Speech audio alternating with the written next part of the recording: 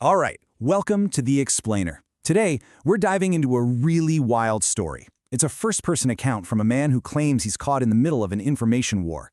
And you know how it all starts? Not with a bang, but with a single mysterious letter. A letter that he says was specifically designed to be impossible to copy.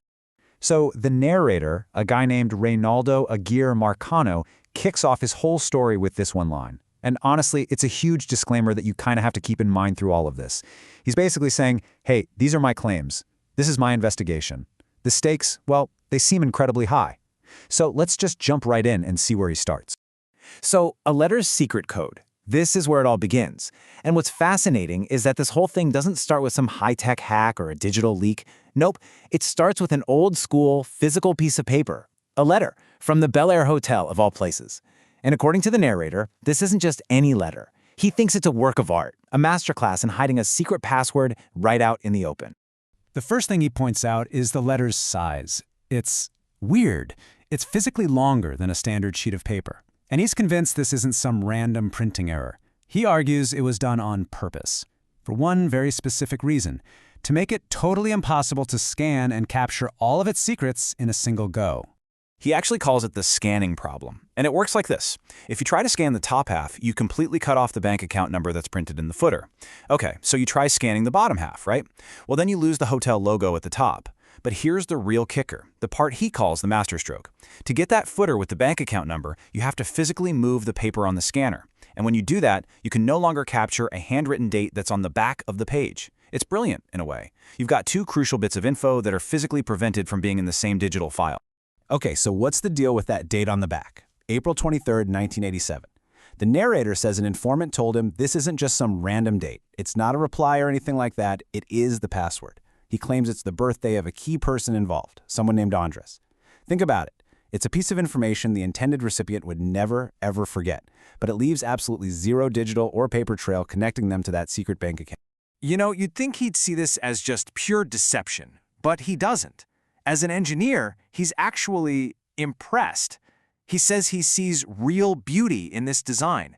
For him, it's not just a letter. It's a seriously sophisticated piece of physical security. It's like a puzzle box, engineered to protect what's inside. So we're moving on to the next phase here, publishing the red pages. And it really seems like this letter, with its whole intricate puzzle design, was the thing that lit the fuse. It's what took him from just digging into a personal mystery to launching this much, much bigger and very public project. So what is XisList? Well, he starts publishing this series of books that he calls the Red Pages, and his claim is pretty explosive. He says they're basically directories, created by an algorithm, using data that was allegedly leaked from Venezuelan intelligence. And what do these directories show? A purported global spy network, complete with addresses and even scores for each property. All right, next up, the censorship gauntlet. I mean, as you can probably guess, if you start publishing what you claim is a list of international spies, you're probably going to get some pushback. And that's exactly what he says happened. He describes an immediate and rapidly escalating response that he calls his censorship gauntlet. So the big question is, what does happen when you publish a directory of alleged spies on Amazon? Well, according to our narrator, the blowback was fast, it was methodical, and it was clearly designed to shut him down no matter what. Let's look at how he says it all went down.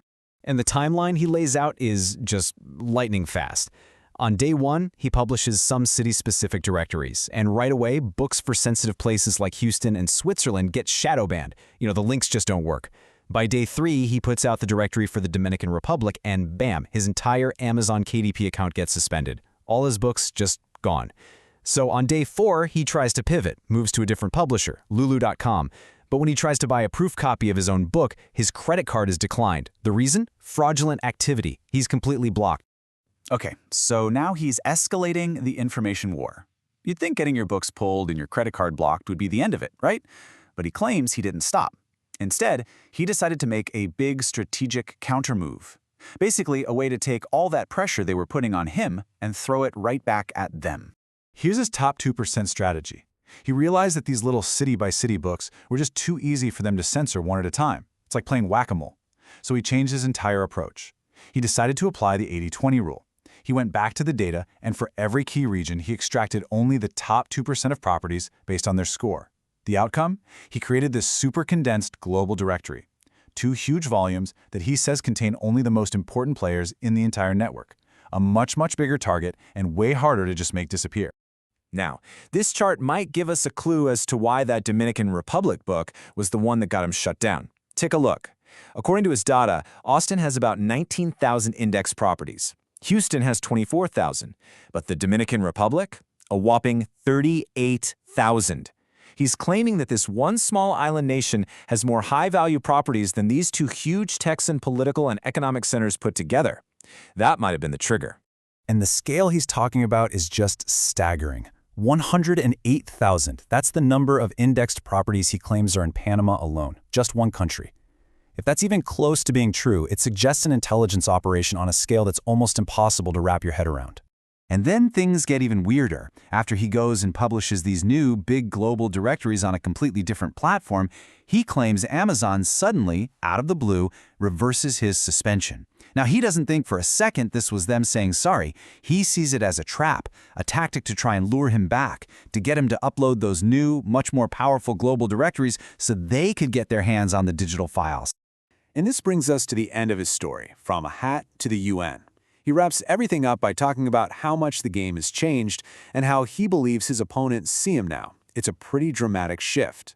He lays out this wild contrast. He claims that, according to a source, just 4 weeks ago, his opponents were literally having meetings to discuss his running hat. They seriously thought it might be a secret antenna. Fast forward 4 weeks, and now they're supposedly running wargame scenarios about what to do if he goes and talks to the United Nations. That's a heck of a jump, from a hat to the UN. And he ends his whole account with this message to them. Relax a little bit. I'm just a little guy trying to survive. And that right there is the huge paradox at the center of this whole story. Is he what he says he is? Just a regular guy who got in over his head and is trying to survive? Or has he actually stumbled onto something so big, so significant, that it's made him the target of this massive global censorship campaign he describes? That's the question we're left with at the end of the XisList tape.